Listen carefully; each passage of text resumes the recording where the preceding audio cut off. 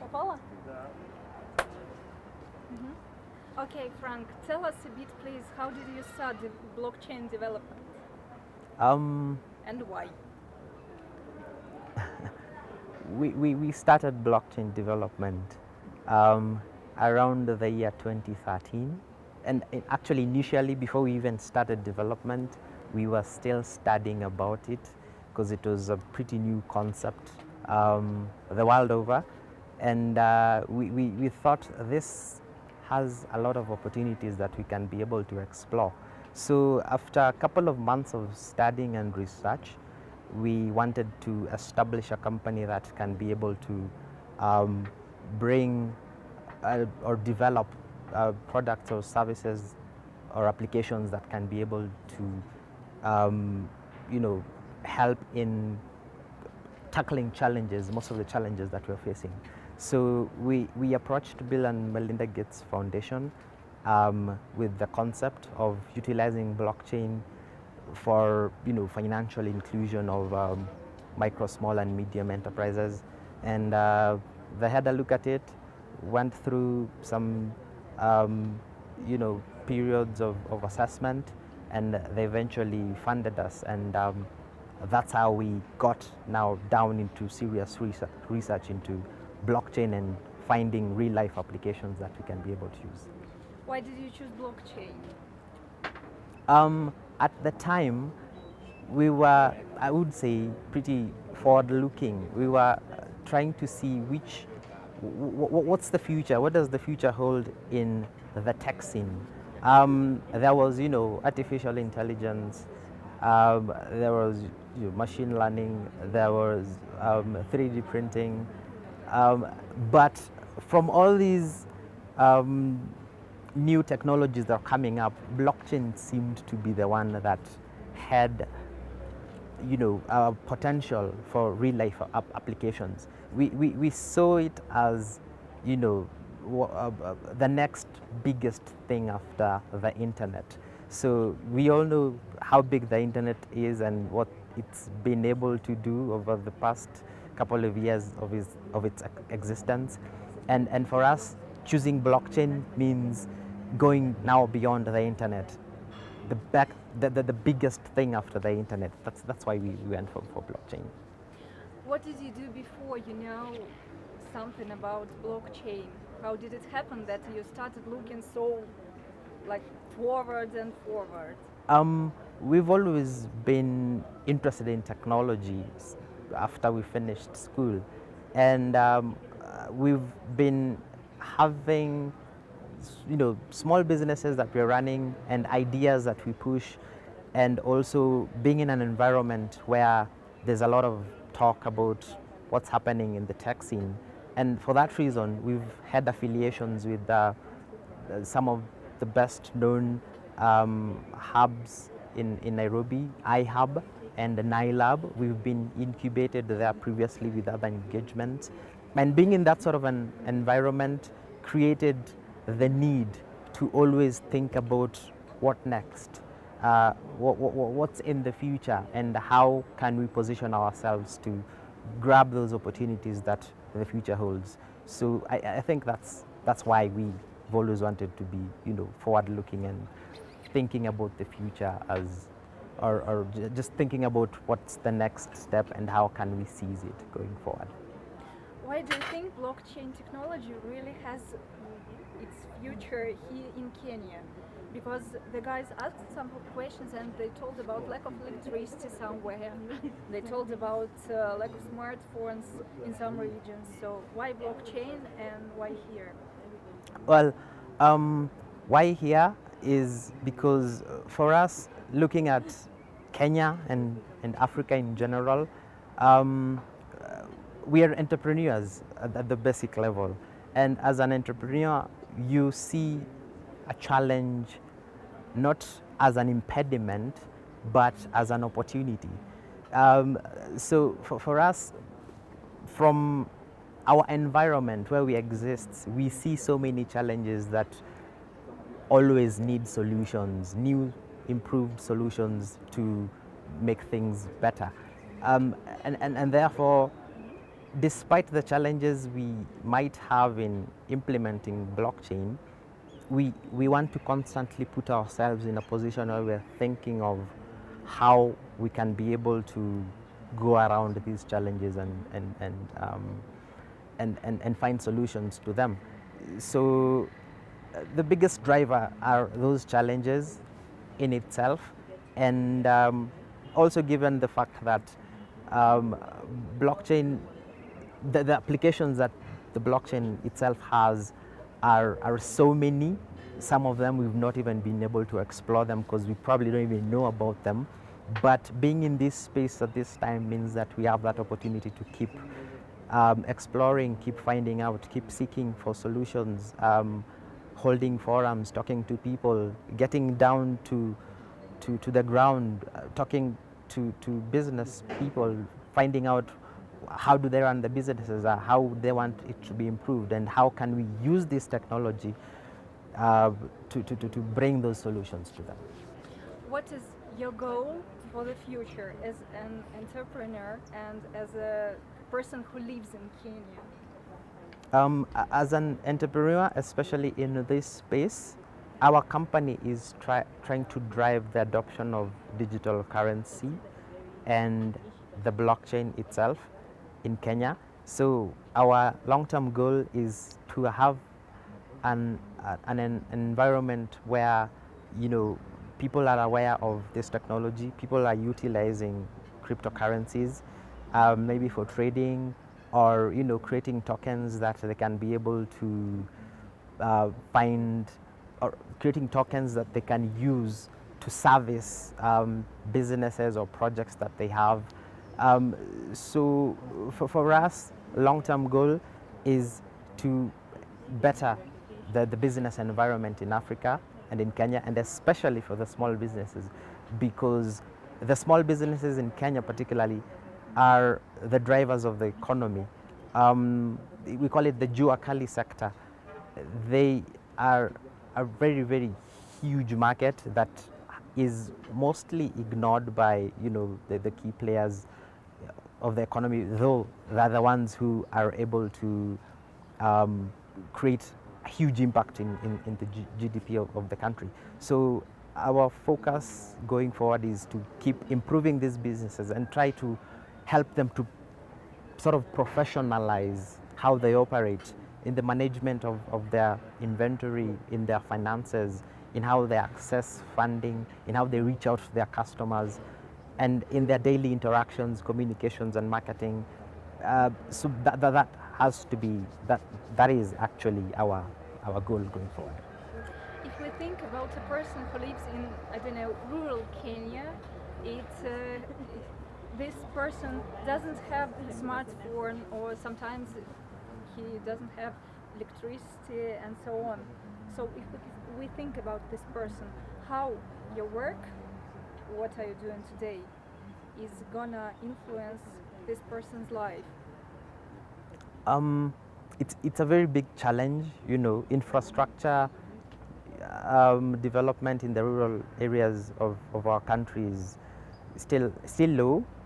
However, the improvements are being made by the government and you know, private sector players, but it's still very, very low. So that's a key challenge that we know and we anticipate. However, we are banking on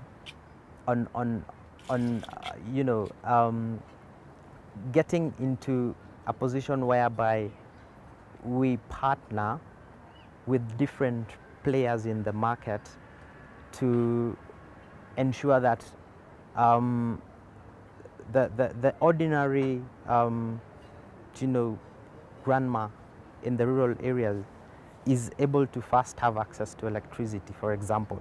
And this can be done not by waiting maybe for the government to you know, take their time and do the electrification, but by utilizing innovation. The interesting innovations that have been coming up recently, including, you know, solar technology, that, you know, pretty much bring power to the rural uh, um, to the rural areas. There is, if it's about internet connectivity, we've had projects by people like BRCK, who are based locally. So I think these challenges that would act as a big impediment to penetration of future technologies will be solved by us being innovative and trying to partner with people in this environment or in this space who are also trying to create those opportunities for the rural folk. Do you have unbanked people around you? So is it really common here, and why you can help them to connect the financial system? Yeah, financial inclusivity and access to finance and banking services is still a real challenge here, even within some of the circles I interact with. And Sorry, but maybe you can tell. My mom is not on. Maybe you have like personal. or personal, Oh yeah. yeah. Yes, I personally know a couple of relatives, especially from my home background. Sorry, let's start from. Yeah. Mm-hmm. Yeah.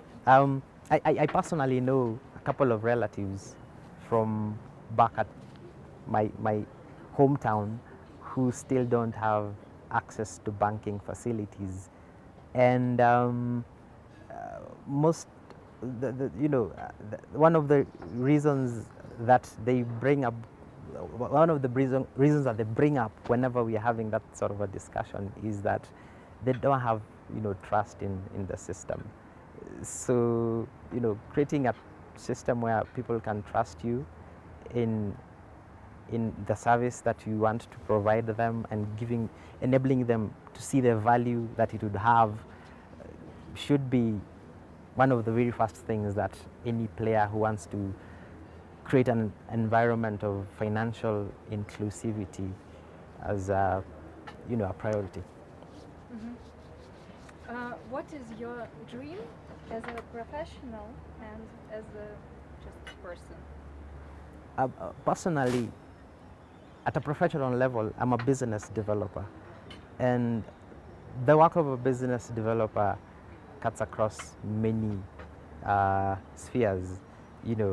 It's from finding partners to bring into the business, to clientele, to relations with the government stakeholders, basically creating an environment that enables creating an environment that enables workflow to or the operations of the company and to be undertaken in a professional, in a comfortable setting. So professionally, at a personal level, I'd want to keep improving on that, to bring in more partners, bring in more clientele, get our company to be known out there, and to create real value in our environment. And a personal ambition now is basically to give this continent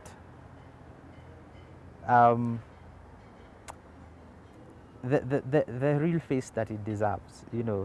There's been so much that has been said about Africa outside, which unfortunately consists of a lot of half-truths. So I'd want us to prove, those naysayers wrong.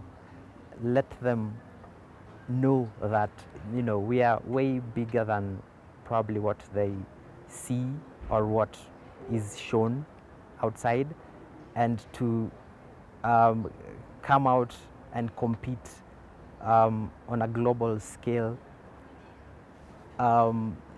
in a way that we can also be appreciated the way we deserve. So that's pretty much my personal ambition. What is the real face of Africa? I mean, the people who want to work, who try, who develop technologies and so on. I just want to hear something about it. The real Africa consists of a huge number of young people who want to prove themselves, and they're very hungry for opportunities. But unfortunately, I would say a lot of bad governance, corruption has been an impediment to, what we in Kenya call the local mwananchi. The local mwananchi is just an ordinary citizen who wants to make a living and to, grow beyond the environment that they're brought up in. I'll give you a practical example. In Kenya, for example, we have the urban centers and the rural areas. So most of the people you see in Nairobi, for a very long time throughout history, they've been coming from the rural areas to the urban areas to find opportunities that they can utilize to improve their way of life. Because, there's a stark difference of infrastructure development if you compare in a rural setting and in an urban setting. There's a very big difference in the opportunities, work-related, in an urban setting compared to a rural area. So generally, giving that example, we've been able to realize that an ordinary mwananchi or an ordinary citizen just wants to prove themselves and to come out bigger and to expand in every sphere of their life, and they just want that space, and they in short, they just want to succeed. Everyone that I've come across, from the people I interact with in towns and the people I interact with in the rural areas, just want to achieve, the Maslow's hierarchy of needs. Everyone wants to get to the peak. So that's the true nature of Africa or an African. We also just want to get out there, grab those opportunities, make something of ourselves, leave a name, leave a name at the end of it all. So that ambition is there, and if whoever has that opportunity to lift someone else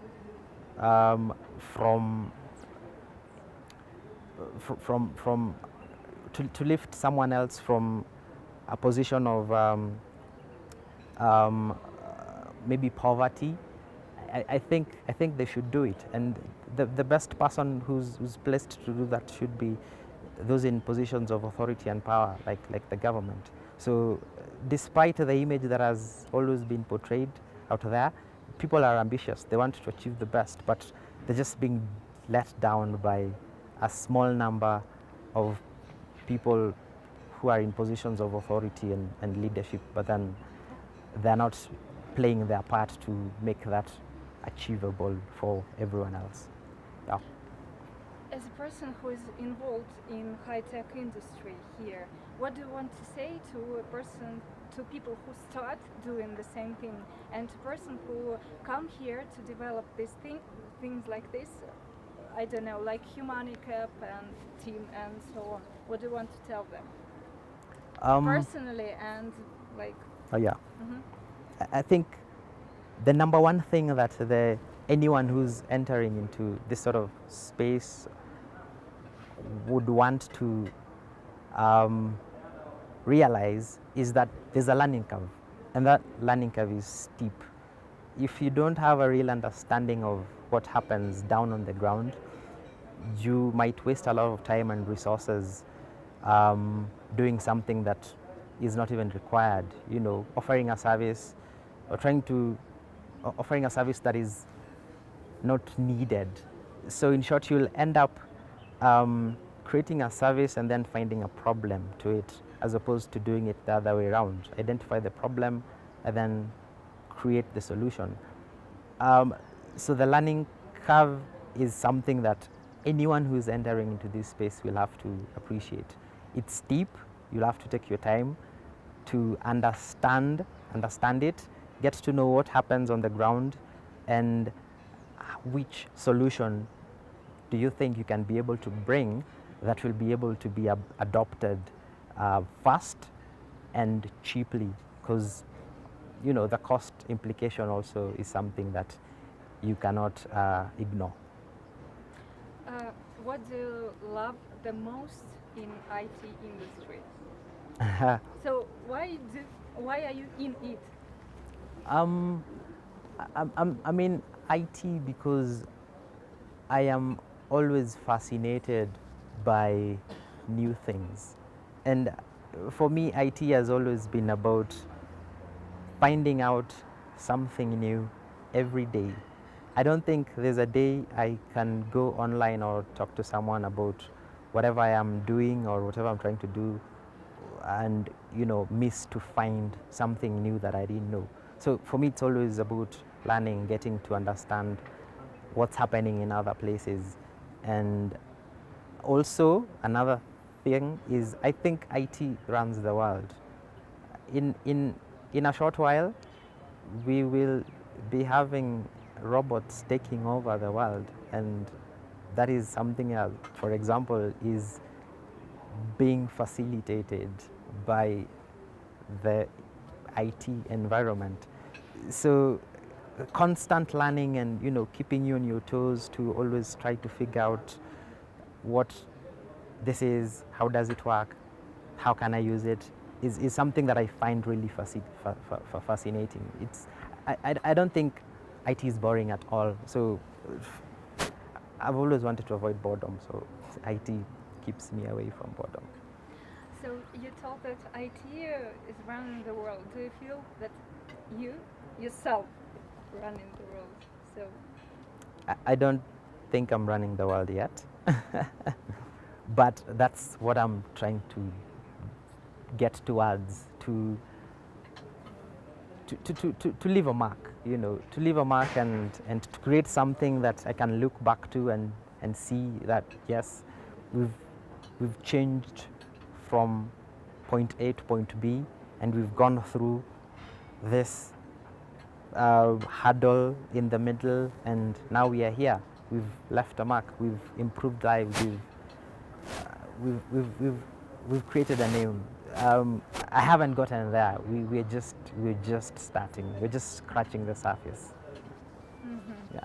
And just let's speak a bit about your projects you're working on. What results do you already have, and are you pleased with it, or what's going on? At the moment, the project that we're running, I wouldn't say we have so much to report about in as far as getting to the market is, but in as far as product development goes, we are very pleased by the progress we've been able to make. For example, before the end of, actually in a few weeks, we'll be releasing the first version of NARA, the visibility sign device. And the good thing about it is from our market studies, we've been able to find out that there's a very huge potential for it to penetrate across various sectors, because its applications are just uncountable. So product development is something that I would say yes, we've been able to get there. However, market penetration is something we just want to start getting into in a few weeks, and I hope we'll be able to achieve the results that we expect. Cool. Yeah. It's enough. Все, да, можно. Мотор идет. Давай, я, может, это. Да. Попала? Да. Okay, Edna. Could you tell us a bit about your project? What are you working at? Currently, me and my team, we are working on a simplified blockchain system that brings in all the experts in the energy sector, the consumers and the users and the developers into one platform to provide an opportunity for promoting energy industry in Kenya. The reason why we came up with this idea is initially we had a product, it's called uPower. It's a platform, it uses blockchain system and data portal technology to connect owners of people who have solars in their houses, and they can easily transfer the units from their solar meters to the smart electricity meters and then send it back to the grid. But the challenge was not every household has a solar panel. So we realized instead of forcing like people to have solars in their household, we decided to solve the gap that we already have experts in solar industry, and we have consumers who are willing to do that, to have solars in their house. So we are bringing them together and providing them the opportunity to actually access solar of ones that they can afford. Then we install them in their houses, and then using the uPower, they can easily send it back to the grid and make money from it. So that's the catch-up part, because now they're easily going to make money after installing the solar panels in their households. How did it happen that you started developing blockchain technology? Because it's new, it's hard to get in, and maybe it's not really developed here in Kenya. So why blockchain? Yeah, initially, yeah, it was a challenge concept because while I was in Ghana, I was in a program called MEST, Meltwater Entrepreneurship School of Technology, where we studied software development for one year. And while I was there, I was interested in blockchain. Those are presentation on cryptocurrency and bitcoins and how blockchain works. And they were giving us example of how you can apply it other than in the financial space.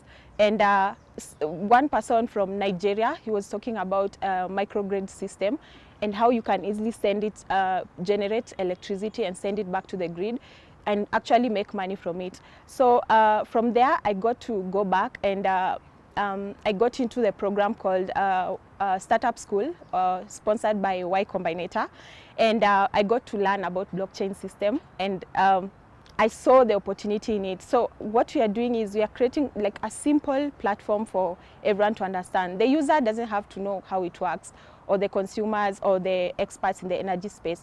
All they have to do is just using the infrastructure. So the uPower is like an infrastructure as a service. So it's just a platform that they can easily use, the developers can easily use to enable the users and the energy companies to come together and just accelerate the industry space of energy. Why people should believe in blockchain technology? Because someone doesn't believe to the banks because they make money on people. So why should you?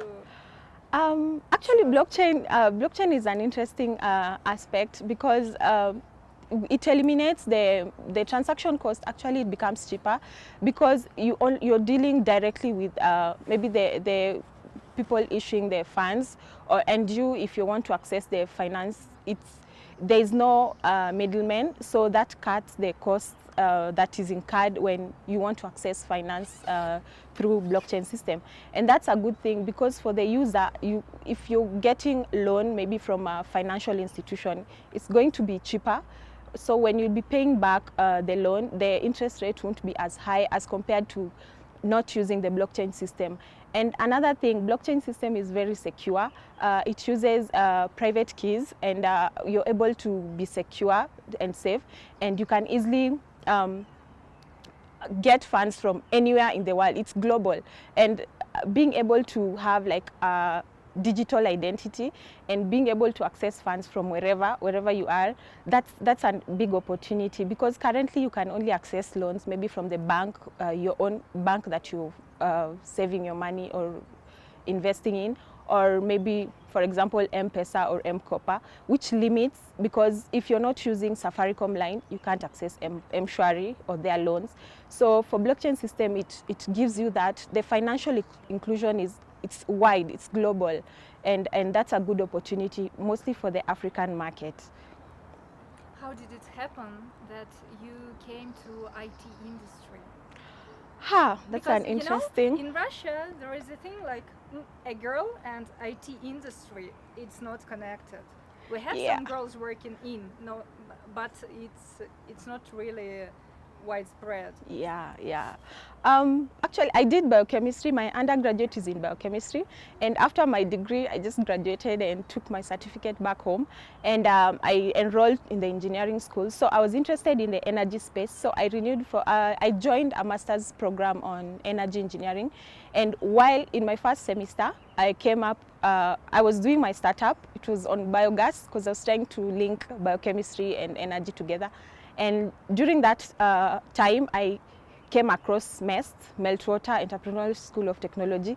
Like they are looking for entrepreneurs who are interested in technology space, and they don't limit if you have like background in technology or not, or if if you're a lady or a gent or anything. So what they look for is the entrepreneurship spirit and your eagerness to learn and a growth mindset. So I joined Meltwater, and my first goal was, yes, I'm going to join and form a company, because it's a training program, accelerator program for 1 year. Then it provides you with, after 1 year, you pitch, you form teams during the period, and then you pitch. After pitching, you're provided funding. You're given funding, and then you're incubated. So they recruit people from different parts of Africa, the South Africa, Kenya, Ghana, Nigeria. Currently they are doing Ivory Coast, and there are people from Zimbabwe. So it's just global. And then after that, you get to form teams. You can form teams with people from different countries. Then you come up with ideas, and just once you get funded, you work together and grow the business.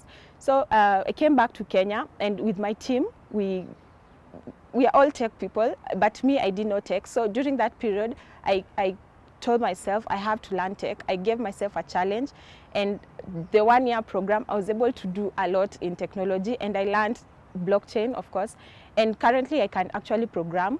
And through that, it opened opportunities. I got to be in this community of technology experts and women in technology. And also through that, I managed to get to mentor girls in university and high school to join technology. You don't have to be good in technology. You can do simple things like design and all that. You don't have to do the whole programming.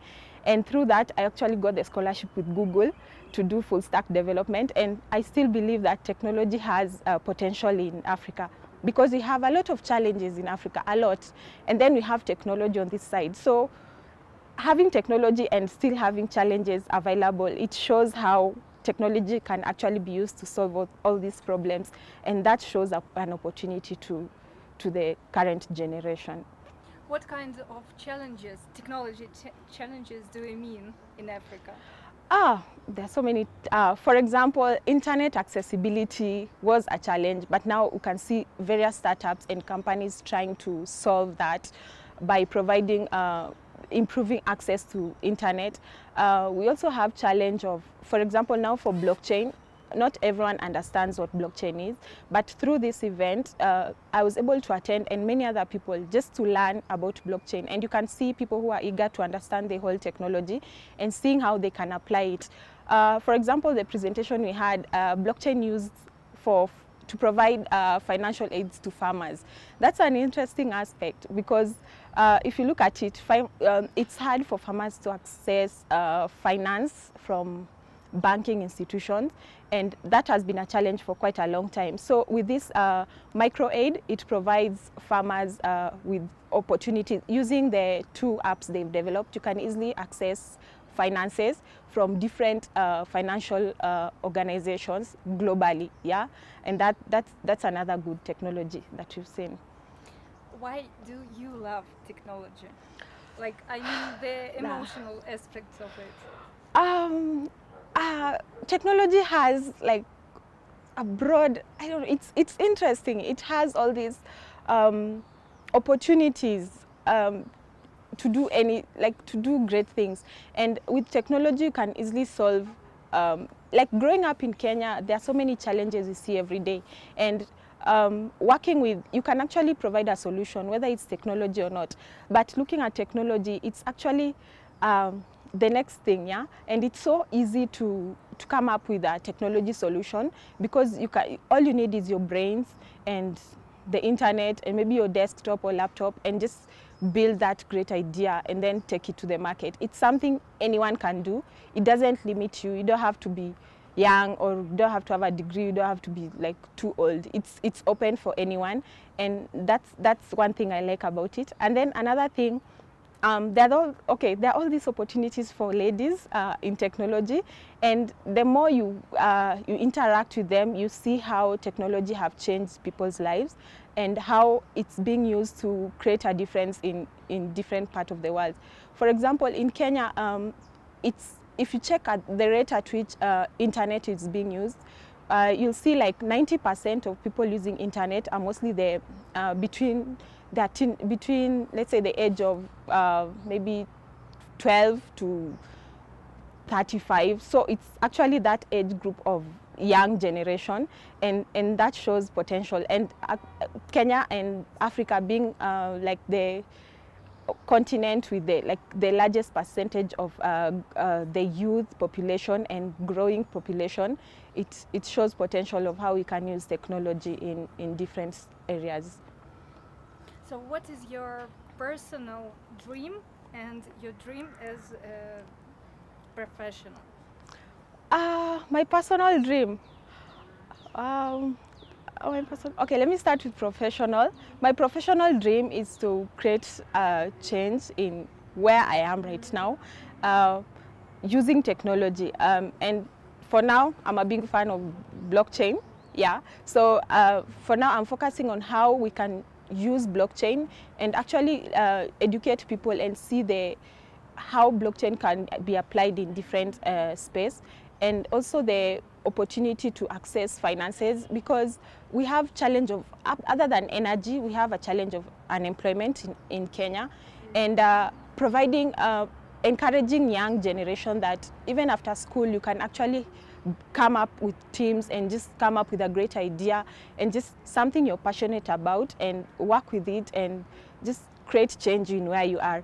And it starts with one person, so once you start, it's going to scale and eventually gonna do great things. So that's my goal, and my personal goal is to influence as many people as possible.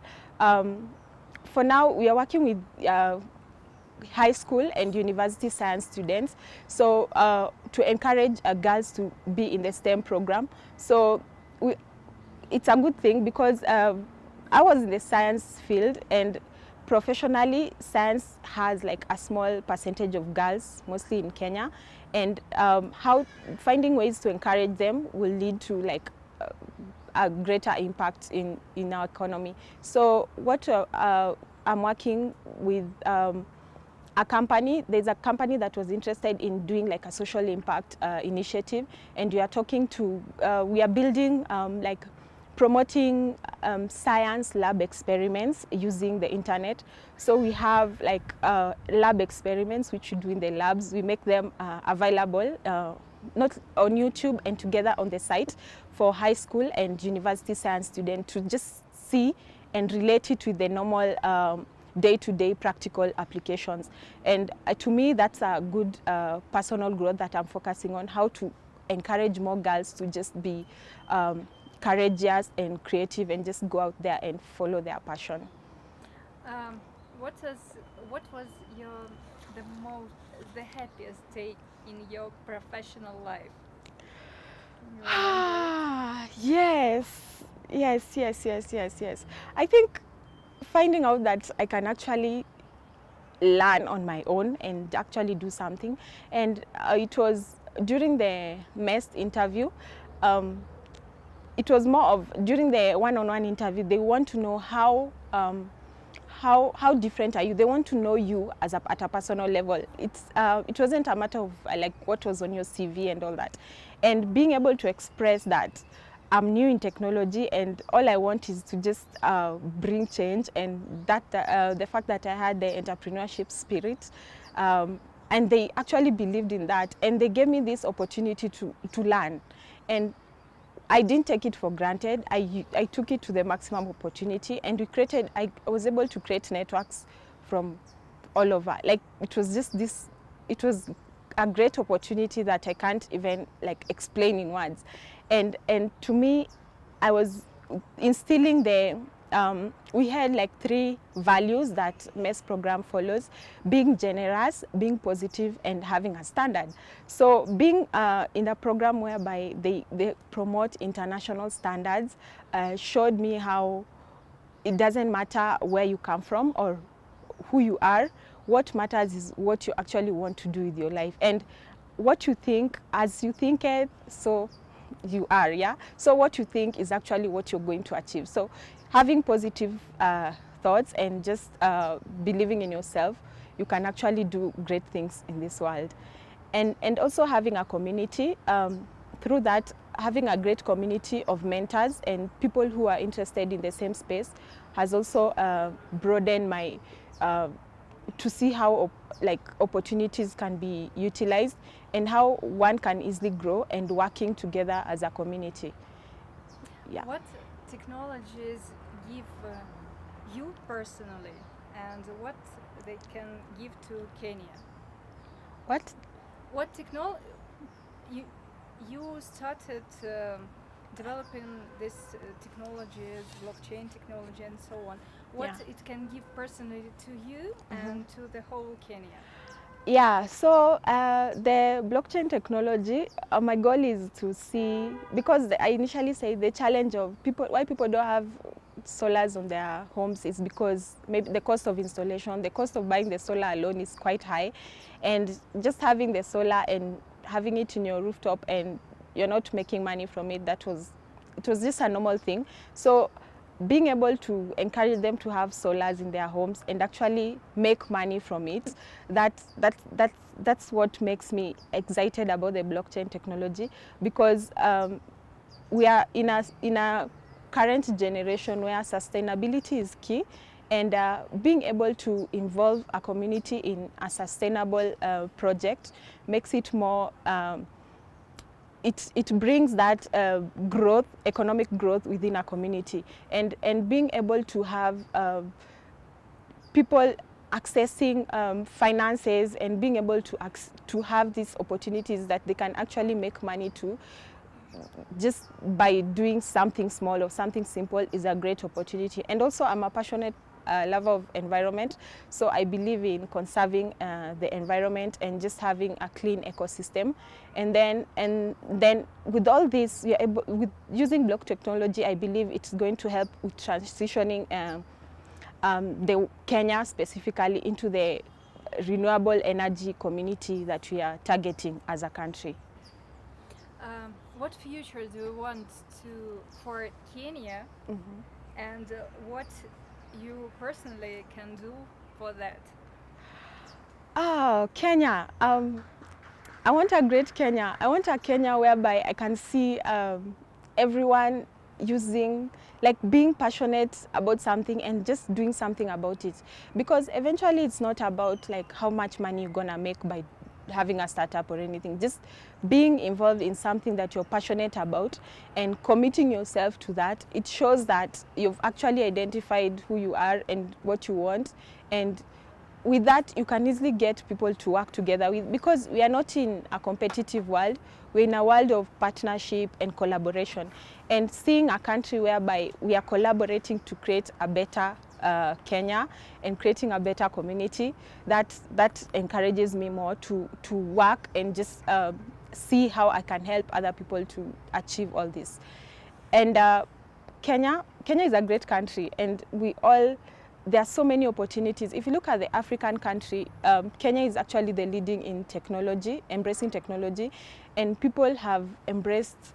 If you look at the generation embracing technology, it's the young generation, and seeing how the government and also other experts in the space, in the government being and private sector being involved to just promote entrepreneurship in Kenya shows potential as a country. And who knows, maybe one day we'll be the Silicon of Africa, yeah? Cool idea. Yeah. What are you gonna say to people who come here in Africa to develop their technologies, and to people who live here and want to involve? Oh, yeah, cool. Yeah, actually, one thing I've noticed for people who come in Kenya to have to create technology and businesses, I believe in collaboration and partnership, and that has been key in Kenya mostly, because I see most startups and most businesses having that collaborates work better, and they actually grow successfully. And people in Kenya, I believe volunteering, if you're passionate about something and you just volunteer, eventually you're gonna get where you want to go. And volunteer, and you can, if you can mentor someone, or if you're in this involved in communities that you're interested in, and you network and you realize that there are people who are interested in volunteering or just mentoring or certain stuff, it's good to just link them and just encourage collaboration and partnership.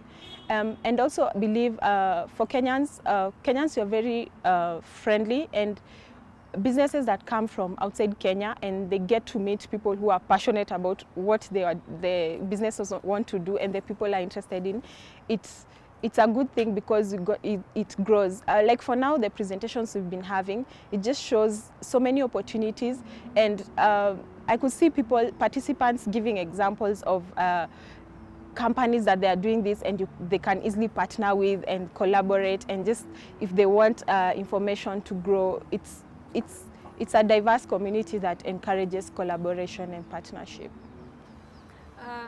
What's ну, один вопрос мы все равно подложим, потом музыку тоже она перебьет. What is the best thing technology can do for the whole world? Technology, global inclusion, and for example, financial inclusion, yeah, it's a good thing. And being able to work globally, and diversification of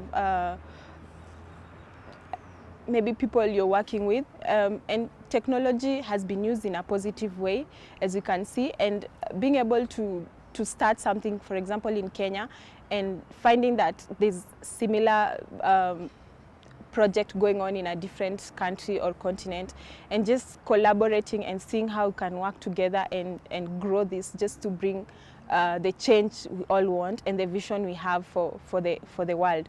And also, I believe technology is there to help solve challenges that we have. And the challenges that we are facing right now, for example, the issues of corruption, issues of financial inclusion, the challenges of climate change, environment conservation, you see technology being applied to solve all these challenges. And this just shows how technology has very many opportunities and applications just to solve any problems that we encounter in our daily lives. And for the future of this world, I see a better world in the future, and I see a world where information is available, opportunities are available, and technology is available to anyone. And for example, in the case of financial accessibility, there won't be a problem of maybe farmers getting loans to just do farming. It will be as easy as just using your smartphone or going to the internet and just giving out your digital identity, and just being able to, you're connected to potential financial services or organization from anywhere in the world, and that will bring a better future. Why do you think in Kenya still there are some people who are unbanked? Yeah. Why do they exist? What do you think? Yeah, there are very many. There are very And many. could you tell So just the whole phrase? There are many yeah, unbanked people. for example, if you look at the case of we have, if in our community, like rural communities, we have we have like women groups. They just come together. For example, most of them in the rural areas are farmers or housewives. Like they don't have jobs, they just stay at home, and just by finding ways of because they cannot easily access finances from the banks because they don't have a document to identify themselves or any employment opportunities that will be able to allow them to access finances in the banking institutions or microfinance institutions. Most of them came together and just form a group of women, like for example 10 women, they form a group and then they save what they have. They do, it's called table banking, so they contribute what they have maybe twice a month or thrice a month, and then the money, the person in charge gets the finances and take them to the bank just for them, because apparently maybe among the 10 people only one person has the documents or identification to actually access these finances. So the person gets to open a bank account and save the money on behalf of these other 9 women. And in case one person wants finances or loan, they have to go through this person for them to access the fund that they're requesting from a bank. And then that becomes a tedious information. And you can imagine how many people go through that, because that's just a village. So we have a lot of villages and communities in Kenya, and that has been a challenge because it limits them to access the amount of loans they have. At the same time, it limits them because the cost they pay for, the interest rate is so high, they have to pay an interest rate that will suit the bank and also maybe the middlemen who will be involved. So together with that, we also have unemployed population. We have like 17% of the population are unemployed in Kenya. And with that, it shows that it's hard for someone to have a bank account because you don't make use of it. You can't access any finances. You can't save anything. And that has been a challenge. And we have M-Pesa and M-Shwari. M-Shwari from Safaricom that allows people to borrow small amount of loans and pay within like a period of 1 month to 6 months. And for you to qualify, you actually have to have the digital documentation, identity, and also you have to have done save some amount on M-Shwari and also have done M-Pesa transaction for them to actually have a history of your financial transactions so that you can be able to access the loans. And this has also been a challenge. So that being a case, it has been a challenge for people to actually want to do something because finances being a limit for them to achieve whatever they want to do, then they don't have documents to validate that they can actually access those financial assistance from organizations. Why should technology make unbanked people banked? Yeah, it can, definitely. So, for example, let me use an example. For example, M-Shwari. M-Shwari, right now, people who are using Safaricom line, they have the opportunity to sign for M-Pesa and M-Shwari. So that alone shows that at least you can access M-Shwari loan. But with that M-Shwari opportunity, it doesn't necessarily mean you can access financial services from banks or microfinances. So there's still a challenge and a gap there. And technology came in. With blockchain, it's so easy because all you need is your digital private key. They take your digital identity and you're able to have a private key that you're able to access if you want to access financials from everywhere or from the banking institution.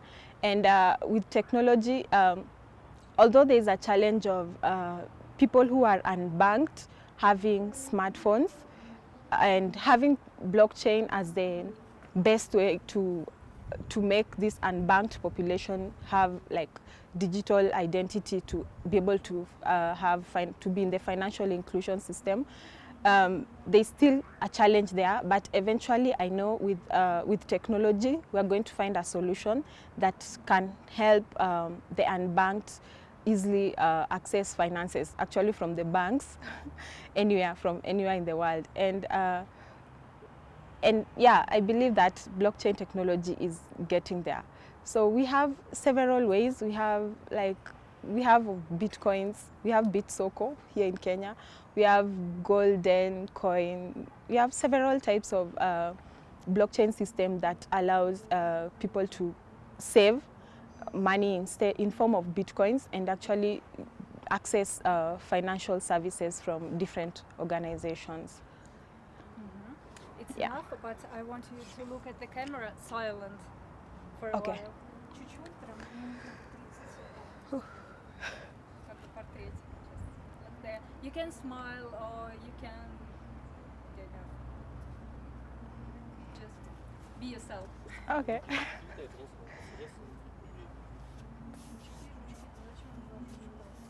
Мне сели 2 раза уже. Меня тройка уж носила.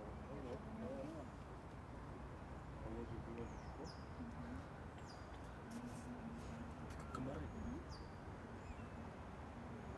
You can make like this with your glasses. Oh, Да.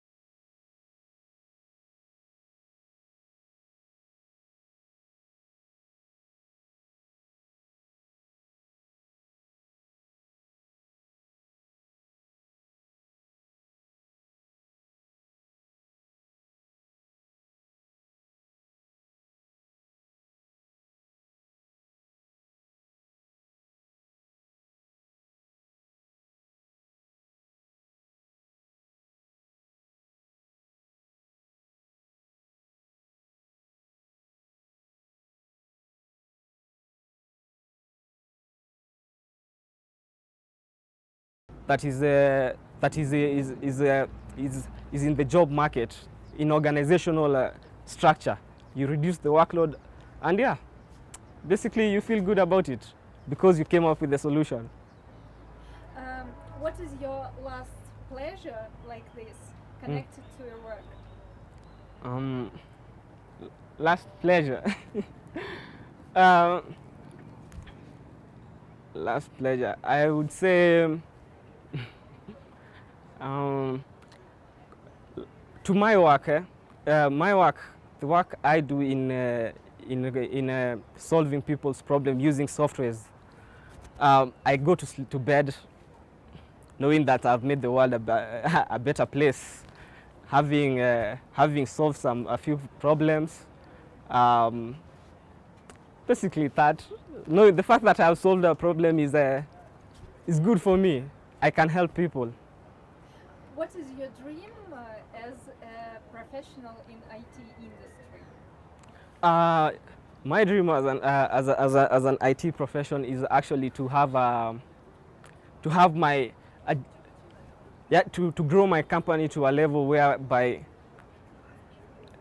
I can help most of the people in my country currently, because the state we are in, the development part of the country. As my company proceeds, I can be able to get to the levels of Microsoft, Oracle, provide solutions that will help the people of my country. provide solutions that will help the people of my country. Yeah, and see it help the unfortunate in my country, because we have a lot of kids that are struggling out there. Be able to fund them through school, promote the IT the IT specialists in the country to help the young ones, help the young ones that are in the country to adapt IT professions in their future lives. What results do you already have? Currently, we recently got our first client for the customization of the CRM system. It's not yet complete, but the projections as currently they are, we have good projections, and we are sure that it will succeed. Yeah. How blockchain helped them already? Oh yeah, you know how blockchain has helped them currently. Yep. Yeah, we've done a few tests using blockchains. Yeah, blockchain has helped eradicate some of the criminal elements that are in the organizations. Lack of accountability, clocking.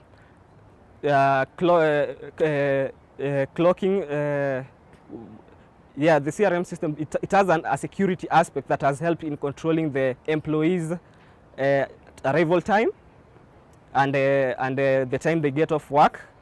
So it automatically marks the time the employee has clocked in and is leaving, so you have more control over your employees. Though it doesn't suffocate the employees, but it gives them room. It gives you a pattern of some sort, according to how the employees have been performing, what time they get in at work, what time they leave, what they do during what time, when they leave for lunch, what time do they get back. So yeah, according to blockchain, it has helped a lot in eradicating and easing up most of the issues that we get at the workplace. So you are a big brother maker. Yeah, yeah, true. Yeah. So could you tell us a bit about your plans for future? What are you gonna try? What are you gonna do? I mean, not only inside your company, but maybe in Kenya or worldwide, or... Yeah, first of all, I want, if God allows it, if God allows it, hopefully I hope to grow my company to the levels whereby I can help majority of my countrymen, because in the country we have a lot of issues. I want to provide solution, not just IT solutions, but solution to help solutions to different problems that affect the larger majority of the country. So in the future, I want to grow, to grow more than the IT aspect of my company. Do what no man has done before. Be the first one in my country to do it.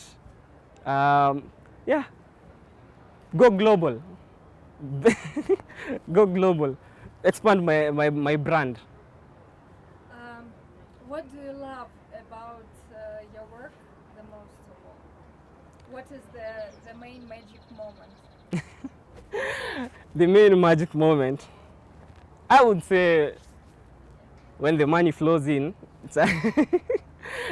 When the money is flowing in, yeah, yeah, that's an awesome feeling. But more than that, the customer satisfaction. Customer satisfaction is way important to me than anything, because when you do a good job, you expect good results, and obviously when you give to your society will give back. Yeah. What makes you happy? I mean, in general. So you can tell me, like, my cat My girlfriend and coding make me happy. That's my three favorite things. A lot makes me happy. First of all, it's money. I love my cat. My cat, you know, it's good to have an animal around, just playing around. And my family. My family have been a key pillar in everything that I do. They have supported me financially. So, yeah, mostly everything revolves around my family. Family is most important to me. So they believed in you from the very start, and they let you. Just can you tell a bit about it? Because it's pretty hard when you don't have like paid job to sit and coding, and you don't know whether you will be paid or not for this work. Yeah. It was pretty hard at the beginning. We had no money. First of all, even to raise funds to register our company, it was quite hard. So we had to depend on, me and my co-directors, we had to depend on my parents and their parents to finance us. Again, yes, some of the things as technology was changing, we didn't have the internet or internet access at our homes. So the parents assisted us in getting at least connections into our homes. They provided us with space, a working space. Yeah, it was quite hard, but our parents really helped us. Yeah, financially, they were a really key pillar to us till we could be able to sustain ourselves. It was very hard, in particular. So the support was immense, because even there are sometimes that we woke up, we felt like doing nothing. You just sit there, you feel low. You've been coding for hours. You are not sure whether it will the fruits will it will bear any fruits, but you just have hope. Only your parents and your friends and your friends who you're coding with will help you in doing anything. Will help you to gear on and at least give you that energy to continue coding and doing work and working.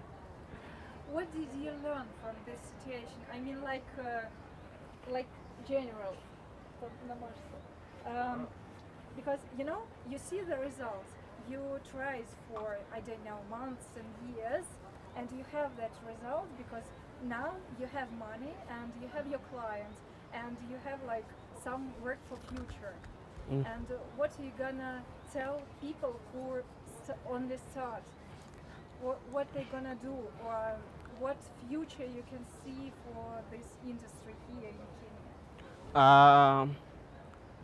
The only thing that I can tell him for now, it's never easy. It's hard. It's really hard. You feel like giving up. Personally, I gave up a couple of times before like I could get myself to push through. To push through it, it was hectic. So anyway, just stick in there. When the going gets tough, the tough gets going. Just wake up every day knowing that you are going to do something that will bear fruits the next day. Don't expect immediate results. It never happens like that. It will never come that easy. So just push on. That is the message I'm telling you. Never, even just the small businesses you are doing out there, it's never easy. You'll start, it will fail. Just push on. Something will work out.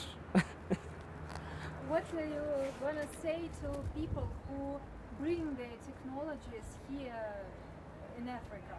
For example, Humanic. They have their headquarters in London, so they come here with their app.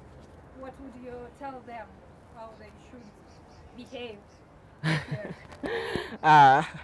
First of all, let me talk about Humanic. Yeah. Humanic is a great company. What I would the advice I would give them is that they try to relate. It's a good thing they are trying to relate to the unbankable people.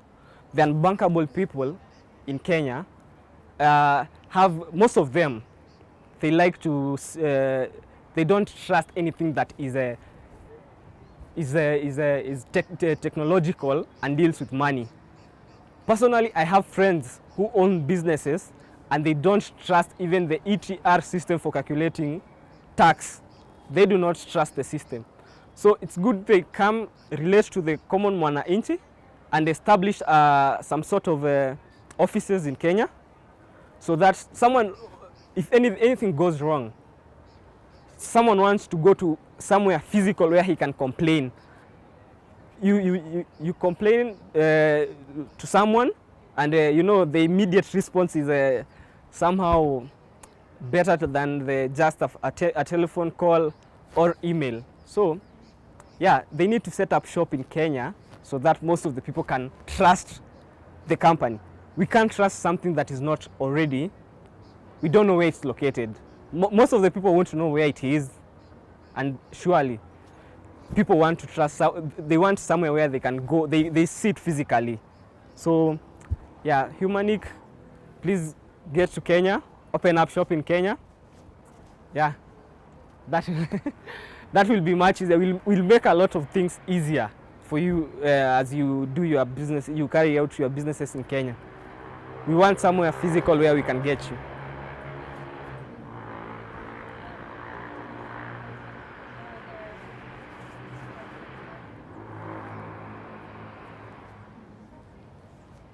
What technologies brought to your life? Personally, technology has done a lot for me. Currently, I can do business while I'm seated anywhere. I can transact businesses miles away while seated on the comfort of my seat or my couch. It has brought knowledge into my living room. Knowledge is in my living room. Anything I need to do, I just need to look it up online. There, I have it. Technology, most I can say I'm lost for one. It has made payment easier. Yani it has eased life in every aspect. Not what we used to do like 5 years ago. Things were really hectic. Yani you need not carry cash, physical cash with you. You can never be stranded at any place. I think in this country you can't be you can call for help from anywhere. 10 years ago, I remember, if you want to send money anywhere, you had to go and post it. Currently, you can just do it with your phone, just transact easy with your phone. I think it has made life easier in every aspect. Everything is much easier and much faster. Yeah. Can you imagine your life without these things? Because you know, I feel like smartphone is my third hand, and I don't want it to live without it anymore. So what about you? Can you imagine your life without these things? No. There's no life without my phone. I'm literally glued to my phone. Everything that I do is in my phone.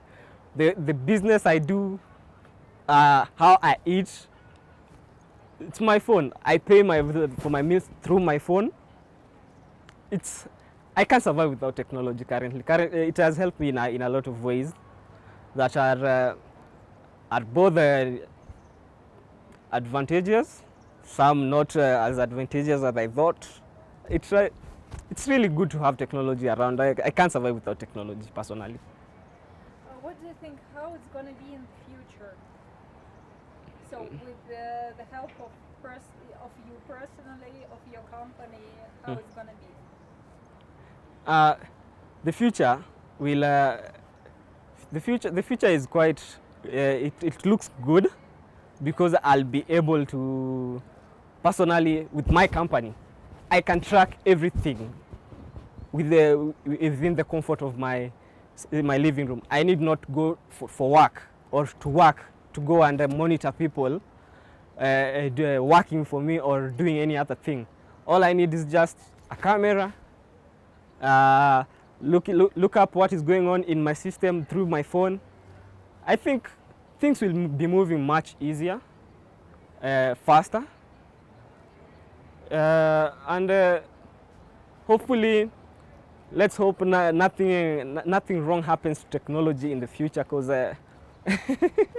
life will get much harder. Life will be harder without technology. What makes you upset about your work? Maybe there is a thing that is annoying, or you have some limits, I don't know, maybe here in your country, or I don't know. Technologically in Kenya we don't have limits. The only problems that I've encountered right now are my problems with my code while writing codes. That is the main challenge that usually gets to my nerve. You work on a certain project, then you get bugs in your system that are unexpected. You have to go back to the beginning so that you can eliminate the bugs. So that has been my main challenge. My fellow coders being behind, we have a target, not being able to meet the target. Yeah, that's what makes me upset most of the time.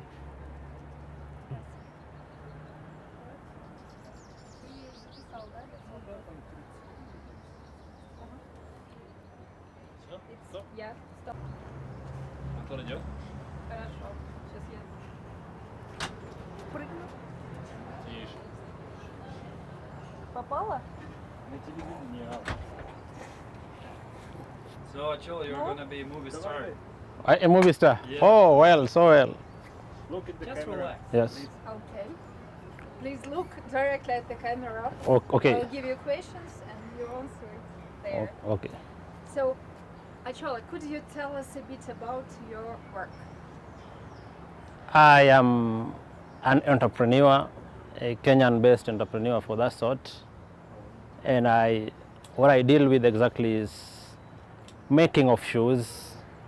I have a company that makes shoes, but when I have employed some guys to work for me, then I import the rubber soles and leather from China and the UK, and basically I'm a shoe maker.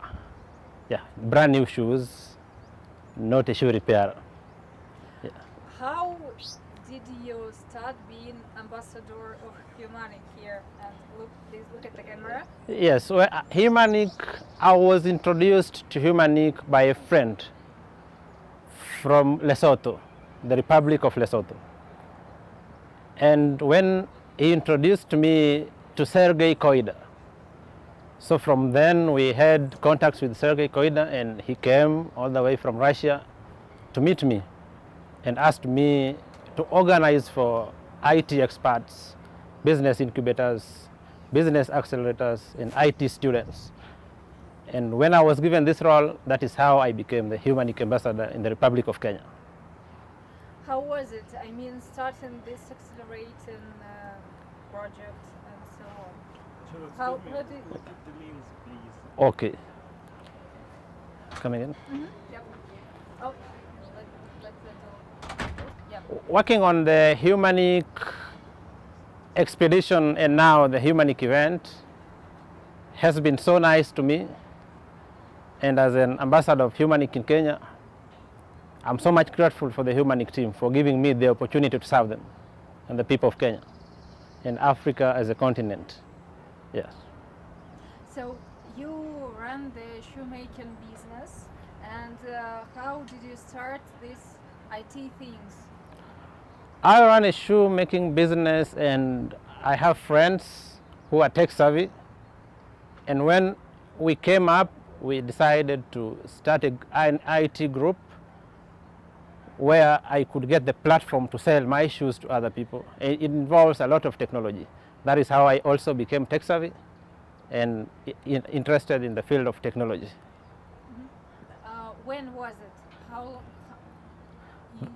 That was 2 years ago, exactly in 2015. Yes.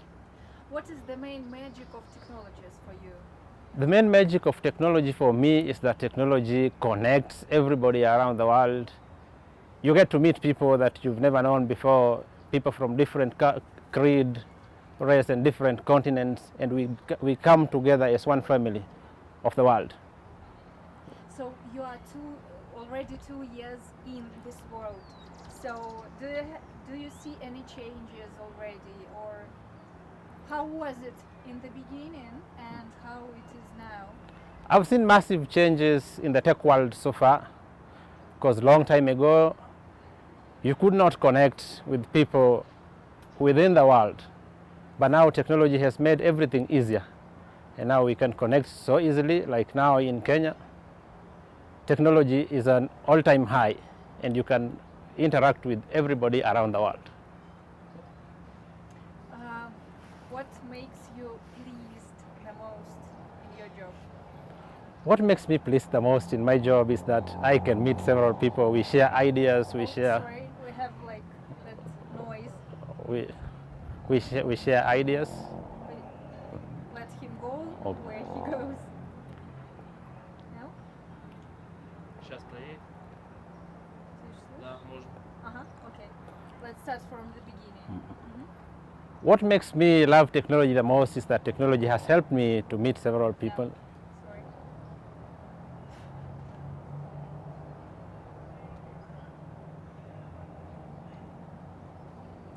Прям serious guy. Все?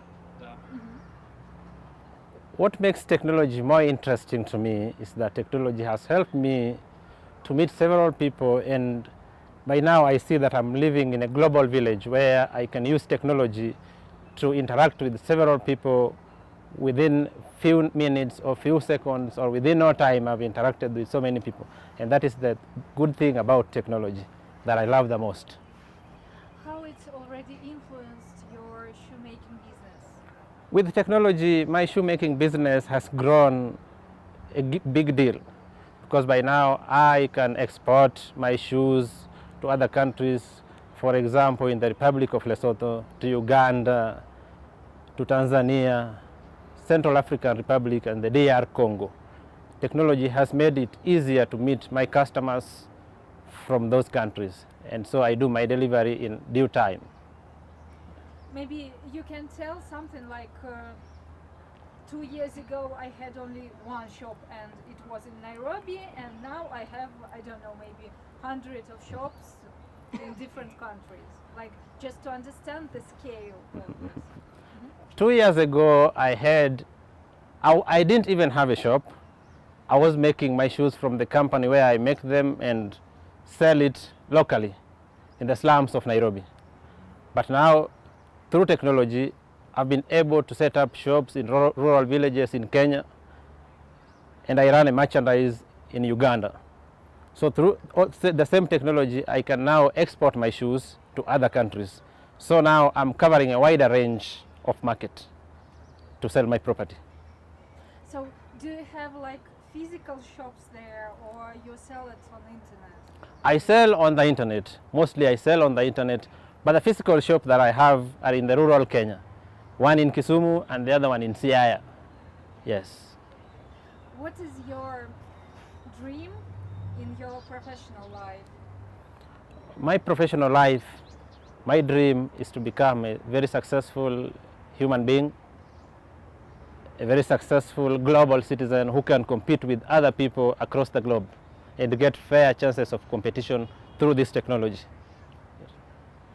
What makes you happy, not only in your working life, but in personal? What do you want for you, for you like a human? In life, what makes me so much happy is to see other people growing up as a group, because all along I've always believed in an accommodative world where people shall communicate well by each other, and where people can work cooperatively as citizens of the world. Are there any things that something you can't reach yet, or maybe some limits? What? What makes me mostly upset with my work is when you deliver what you have to the people. They promise to work well with you. Then when you deliver, some people run away from you. And that is very devastating at times. What future for the technologies do you see here in Kenya? Do you have like a notion of options, or you have everything okay and you don't need much to Kenya is a country in this part of the world. Technology is fast advancing in Kenya. And what I like the most is that we are having several technology companies coming up in Kenya. And in the near future, Kenya is the place to watch. So I love technology in Kenya in general.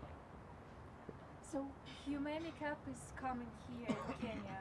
What they gonna do here? So maybe you have some, you can see some things that Humanic can help with, or some spheres where you should go for at first. Humanic coming to Kenya is a great opportunity for the people of this country. Because for the first time, we are going to have an app that will cover up to village level and get farmers in the villages of Kenya to use this app to connect with other people. It helps farmers, and these farmers can also access financial services from the Humanic system. That's what I love most about Humanic. And I already know that the future is here. With Humanic in Kenya, the future is already here. Yes. But the farmers are not people who easily trust to technologies and apps and smartphones and so on. How it's gonna live? How they gonna learn these things? What do you think? Technology in Kenya up to the rural level, it is there. Because now, right now in Kenya, people are having betting sites. They bet about football and other sports. So people in the villages know about technology. And now they can adapt Humanic so easily because this is something now they understand. Kenyans are tech savvy and they use internet almost every time. Up to the village level, you'll get even where there is a minimal access to mobile phones. You'll get people coming together in a group and using one phone to develop some apps and to access other services like betting services from Bet Power, SportPesa, betting and all the rest. So technology is here in the villages too. They understand what they do. I forgot the question. I wanted to ask about unbanked people. How do you have some around? I don't know, maybe your family or to your friends, or do you really have this problem, or it's like not really common? And the problem of unbanked people is so rampant in Kenya. It is there. It's a thing that is affecting several villages, even where I come from at home. I have so many of my relatives and my friends who are unbanked, because in rural Kenya you might get just a single bank in a specific town, and there the bourgeoisies and those who are well off are the only people who are going to the banks. The others who does not know even about what banks entail and what banks do. So these people are seriously unbanked, and with Humanic I think they can get how to continue with their life if Humanic can offer those services to them. There are several unbanked people, not even in the villages only, but also in the city slums. Like right now in Nairobi, in Mukuru kwa Njenga, Mukuru kwa Ruben, Kibra slums, Mathare slums, there are a lot of people who are unbanked. So why shouldn't they stop being unbanked and start being banked? With the financial institutions in Kenya and the regulations of the banks in Kenya, it makes it so hard for other people to access these banks. Because one, there is a minimal charge of maintaining a bank account, which some people do not have that money or the capacity to have that money. So if these people can get a banking service that does not require any minimum amount to maintain the account, they can be there. So strict financial regulations in Kenya make it so hard for other people to have banks accounts. And other people also fear going to the banks. Some people love having their money under their pillows or on the phone where they can see it. Because you tell them to go to the bank, they say, oh, I cannot go because I don't see that money. That is the problem in Kenya now. So what are you going to do with it? How to make people trust this system? So, as the Humanic ambassador in the Republic of Kenya, I want to get my people to Humanic, to work with the Humanic, all my unbanked friends and relatives and everybody I can reach to, I'll bring them to work with the Humanic so that they can bank their money with Humanic within that app that Humanic will provide. Because right now I've tried taking them to the banks, financial institutions, but they are not going there. So I think what they'll have in their phone, what they can see, could be so easy using the Humanic app, because they can see that money is there in their phones. What are you doing here as Humanic ambassador? Here as Humanic ambassador, I have organized so many people to come today to this conference and to attend, ask questions which they have, get to know what Humanic is all about, because I've been trying to explain to some other guys, but they don't understand it so well. But today I'm happy because they came. And through the presentations that have been done, everybody now, I think, leaves well having known what Humanic entails. And as an ambassador of Humanic in the Republic of Kenya, I'm very happy about that. And if we are speaking not about today only, but in general, what do you do as ambassador of Humanic? Generally, as the ambassador of Humanic in the Republic of Kenya, I've been trying, and I continue to do so, to mobilize people to get to know what Humanic is all about, how its applications work, and how people can be helped through Humanic system. And I'm very happy that people are getting very positive about it, and everybody now is understanding what it is about. What do you think, what are you going to do with Humanic, Daniel, maybe in 10 years? In 10 years, if I project in 10 years, Humanic will be the talk of the world, because now the future is here with Humanic. And in 10 years, as things are going now, Humanic is going to be everywhere in the world, and it is the next big thing in the world. Humanic will be competing in the groups of Tesla, IBM, and Ford Motors. So I see that is where Humanic is going as my projection. And what people will get from this worldwide expansion? If Humanic expands to this global market, because the world now is a single global village, people all over the world, the global citizens, will have their access to Humanic made easy, and their challenges in financial institutions will be a thing of the past. So everybody around the world, welcome to Humanic. And also we need you watching directly at the camera. And